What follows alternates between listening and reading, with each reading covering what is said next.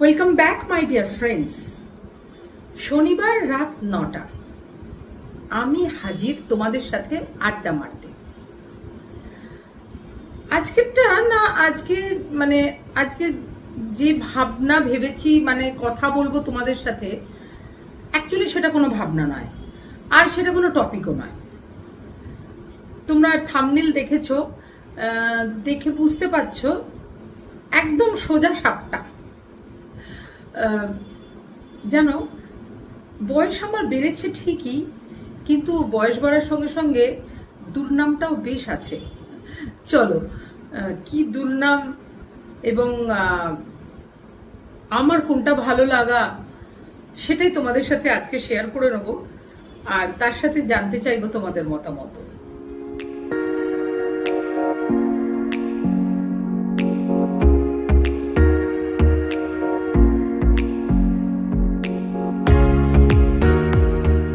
জানো বন্ধুরা, আমি ভাবলাম কি তোমাদের সাথে কিছু কথা শেয়ার করে নিই। অবশ্য আমি আড্ডা মারলে তোমাদের সাথে আমার মনের কথাই শেয়ার করি না। আজকে না কোনো সিরিয়াস ব্যাপারে একদম কথা বলতে ইচ্ছা করছে না। চতুর্দিকটা না খুব সিরিয়াস হয়ে আছে। জানো, আমার এক স্টুডেন্ট খুব অসুস্থ, হসপিটালাইজড। তারপর বাড়ির চতুর্দিকেই জ্বর, কারোর অথবা কেউ কোনো অসুখে আক্রান্ত, অথবা আত্মীয় স্বজনের মৃত্যু, এগুলো চলছে। তো না, ভীষণ চতুর্দিকটা খুব গম্ভীর হয়ে আছে। তাই আমি ভাবলাম যে তোমাদের সাথে একটু এমন ব্যাপার নিয়ে কথা বলি, একটু আর কি লাইট ভাবনা চিন্তা, আর একটু ওই আর কি মন খুলে একটু কথা বলার ইচ্ছা। আর আমার কিছু সুনাম এবং দুর্নাম তোমাদের সাথে শেয়ার করে নিতে চাই। যারা আমার সাথে সংসার করছো তারা খুব ভালো মতোই জানো আমার এই দুর্নাম কেন এবং কি জন্য। দেখো, থাম্বনেল দিয়েছি সোজা সাপটা। অ্যাকচুয়ালি সোজা সাপটাই কি, সোজা সাপটা সেটা চলো একটুখানি তোমাদের সাথে বিস্তারিত আলোচনা করি। আমি সোজা সাপটা কথা বলতে খুব ভালোবাসি। আমি সোজা সাপটা মানুষের সাথে মিশতে খুব ভালোবাসি। যদিও নিন্দুকেরা বলে থাকেন যে এই সোজা সাপটা যে আমি কথা বলি, এটা নাকি আমার নিতান্তই ছলনা।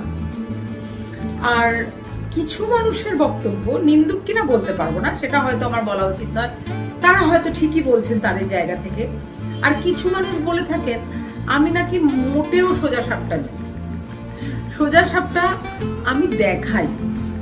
তো এনিওয়ে, আসল কথা কি জানো, আমার যেটা মনে হয় যে সোজা সাপটা কথা বললে বা মনের ভাবনা সোজা ভাবে রাখলে, মনের ভাবনাটা যদি সোজা থাকে, স্ট্রেট থাকে, যেটা আমি দেখছি ঠিক সেটা সেইভাবেই আমি যদি ব্যাখ্যা করি, তাহলে মনে চাপ পড়ে কম। আর তারপরে বলো, আমার তো এই ছোট্ট মাথা, সেই মাথায় আমি কত কিছু নেব। তাহলে সোজা সাপটাই সবকিছু নেওয়াই ভালো। চলো এবার এই সোজা সাপটাটা কেন বলছি একটু তোমাদের সাথে সেই ব্যাপারে গল্প করি। এই সোজা সাপটা কথা বললে না খুব ভালো থাকা যায়, জানো। মনের মধ্যে কোনো রকম দ্বিধা নেই, দ্বন্দ্ব নেই। আমার যেটা মনে হলো সেটা আমি বললাম। হয়তো ওই পাশের মানুষটি প্রথমটা ভুল বুঝবে সোজা সাপটা বললে, কিন্তু আমার মনে হয় তারপর কিন্তু সে আমাকে ঠিকই বুঝবে। কারণ সোজা সাপটা কথা বলা বা সোজা জিনিসকে সোজা ভাবে দেখার মতো আমার মনে হয় ভালো জিনিসের কিছু হয় না। তাতে আমাদের যে প্রত্যেক দিনের লাইফের একটা প্রেশার, সেই প্রেশারটা অনেকটাই কম থাকে। আমি জেনারেলাইজ করছি না ঠিকই, কিন্তু কম্পারেটিভলি আমি দেখেছি যে যে সমস্ত মানুষরা একটু জটিল ভাবে কথা বলেন, জটিল ভাবে ভাবনা ভাবেন, আমি অন্তত দেখেছি যাদের আর কি, তারা কিন্তু মানসিকভাবে খুব চাপগ্রস্ত হয়ে থাকেন, মানে মেন্টাল প্রেশারটা তাদের খুব বেশি হয়। কিন্তু ওই যে বললাম, সোজা সাপটা যদি কথা বলি, ধরো কোনো একটি মানুষ, সে মহিলা হতে পারে পুরুষ হতে পারে, তাকে সেই দিন দেখতে ততটা ভালো লাগছে না, তখন যদি আমি তাকে এই কথাটা বলি, প্রথমে সে খারাপ ভাবলেও আমাকে, কিন্তু পরে সে কিন্তু বুঝবে কেন আমি বলেছি। কারণ আমি তো সেখানে কারণ উল্লেখ করব যে তুমি পার্টিকুলার এই জিনিসটা করনি বলে তোমাকে ভালো লাগছে না, বা তোমাকে এই ড্রেসটা মানাচ্ছে না, বা তোমাকে এই চশমাটাতে ভালো লাগছে না। চশমাটা আমাদের একদম মোটামুটি ফিক্সড, কিন্তু ড্রেস বা অর্নামেন্টস যেগুলো থাকে সেগুলো সম্পর্কে বলতেই পারি। আবার অ্যাট দ্য সেম টাইম কোনো একটা মানুষকে যদি ভালো লাগে দেখতে, অথবা তার কোনো ব্যবহার, আমি যদি সেটা তাকে সোজা সাপটা বলি যে সত্যি তোমাকে ভীষণ ভালো লাগে বা ভালো লাগছে, সেটা দেখতেও হতে পারে, তার ব্যবহারও হতে পারে, আমার মনে হয় যে তার মধ্যে কোনো অন্যায় নেই জানো। সেটা মহিলাও হতে পারে বা পুরুষও হতে পারে। নিজের মনের কথাটা যদি সোজা সাপটা মানুষের কাছে পৌঁছানো যায়, তাহলে আমার মনে হয় সেটাতে কোনো পাপ থাকে না, এবং সেটা আলটিমেটলি ভালোই হয়। প্রথমটা হয়তো একটু খারাপ লাগতেও পারে যদি আমার কথাটা, অথবা যে বলছে তার কথাটা তার যদি পছন্দ না হয়, কিন্তু পরবর্তীকালে তার কিন্তু সেটা ভালো লাগবে। কারণ সে যখন বুঝতে পারবে যে এই মানুষটা আমার ওয়েল উইশার, আমাকে ভালো লাগলেও সে বলে, আবার মন্দ লাগলেও সে বলে। তবে জানো তো কি, এই ভালো লাগা আর মন্দ লাগাটা বড়ই আপেক্ষিক ব্যাপার। আমার মনে হয় একান্ত ব্যক্তিগত মতামত আমার এটা, যে যে মানুষের মন সোজা সাপটা হয়, মানে ক্লিয়ার হয় আর কি, সেই মানুষের কিন্তু ঝট করে কাউকে দেখে, তার রূপটা দেখে তাকে খারাপ লাগে না। অ্যাকচুয়ালি রূপ বলতে কি বোঝায় সেটা কিন্তু ভীষণ ইম্পর্টেন্ট। কারোর কাছে টানা টানা চোখ, টিকলো নাক, ফর্সা রং, এটা সৌন্দর্য হতে পারে। আবার কারোর কাছে তার মনের সৌন্দর্যটা আসল হতে পারে। যে দেখছে তার মনটা কিরকম তারই উপর ডিপেন্ড করে। ঠিক অপর সাইডে যে মানুষ বলো বা যে জিনিস বলো, মানে সেটা নন লিভিং থিং হতে পারে, সেটার সৌন্দর্যটা কিরকম, এটা বড়ই আপেক্ষিক। আমার মনে হয় যে সব মানুষ এবং সব জিনিসই খুব সুন্দর, আমাদের দেখতে জানতে হবে। আবার সেই গোড়াতে চলে যাই, সোজা সাপটা।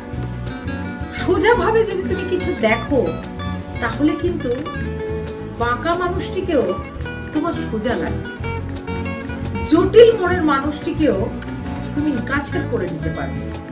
কারণ জটিল মনের মানুষটিও কিন্তু বেশি ভালো নেই জানো। ওই জটিল ভাবে ভাবতে ভাবতে তার মনে যে প্রেশার তৈরি হচ্ছে, সেটা বোধহয় সরল মানুষের কাছে এসে, সোজা সাপটা মানুষের কাছে এসে একদম ক্লিয়ার হয়ে যায়। সাধারণত সোজা সাপটা যে সমস্ত মানুষ হয়, সে সমস্ত মানুষ একটু সরল ধাঁচের হয়। তবে হ্যাঁ, আবার ওই যে বললাম যে জেনারেলাইজ করছি না, আমি সরল না সরল নই সে ডিসিশন ডেফিনেটলি আমি নিজে করব না। তবে হ্যাঁ, এটুকু আমি বলতে পারি, আমি বড্ড সোজা সাপটা, আর আমি এমন সোজা সাপটাই থাকতে ভালোবাসি এবং থাকতে ভালো লাগে জানো। এরকম সোজা সাপটা থাকতে কোনো জটিলতা নেই। আর জটিল মানুষগুলোর কাছেও আমার মনে হয় আমি খুব তাড়াতাড়ি পৌঁছতে পারি। আর তোমাদের ওই বলছিলাম না যে কিছু মানুষ হয়তো বলে যে আমি যতটা সোজা সাপটা নিজেকে দেখাই ততটা নই। এরকম মানুষের সংখ্যা যেরকম আছে, আবার এরকম মানুষের সংখ্যাও আছে যে যারা আমাকে ভীষণ ভালোবাসে, আমার এই সোজা সাপটা মানুষটাকেই তারা ভালোবাসে। তারা আমার সাথে মানে মেশে যখন, মানে সেটা ক্লাসের জন্য বলতে পারো বা বন্ধু বলতে পারো, আসল কথা আমার সাথী বলতে তো আমার কাছে যারা শেখে তারাই আমার মোটামুটি সঙ্গী সাথী। আমার বন্ধুর সংখ্যা মানে ওই হয় না যে বন্ধু, সেরকম বন্ধু যে স্কুল কলেজের বন্ধু, এটা আমার বড়ই কম। আসলে আমি সময়টা বড্ড কম পাই, তো তাই কারোর সাথে সেভাবে যোগাযোগ রাখা হয় না। কিন্তু যে মানুষগুলো আমাকে ভালোবাসে আমার এই সোজা সাপটা মানসিকতার জন্য, তাদেরকে আমি অনেক ধন্যবাদ জানাবো আর অনেক ভালোবাসা রইবে তাদের জন্য, যে এমন মানুষটাকে তোমরা ভালোবেসে সত্যি ধন্য করেছো।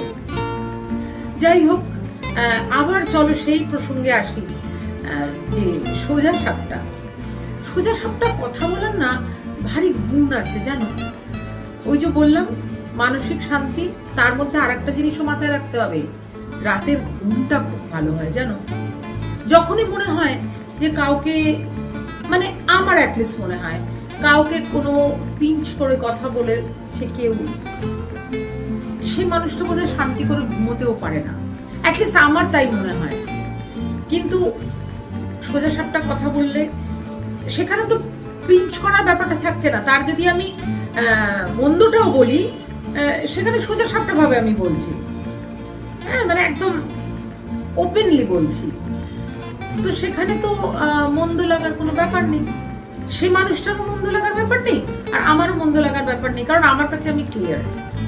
মেন কি জানো, আয়নার সামনে যখন এন্ড অফ দ্য ডে দাঁড়াবো, এবং definitely end of the life, মানে আমরা যখন জীবনের অনেকটা পথ হেঁটে এসেছি, তখন আয়নার সামনে দাঁড়িয়ে কি উত্তর দেবো বলতো, যে এই মানুষকে আমি, কোনো একটা মানুষকে, যে কোনো মানুষকেই আমি খুব কষ্ট দিয়েছি, আমি খুব বাজেভাবে কথা বলেছি, আমি তাদের সাথে ছলনা করেছি, আমার মনে হয় না তাদের শান্তি আসে জানো। তার থেকে সোজা সাপটা হওয়াই ভালো।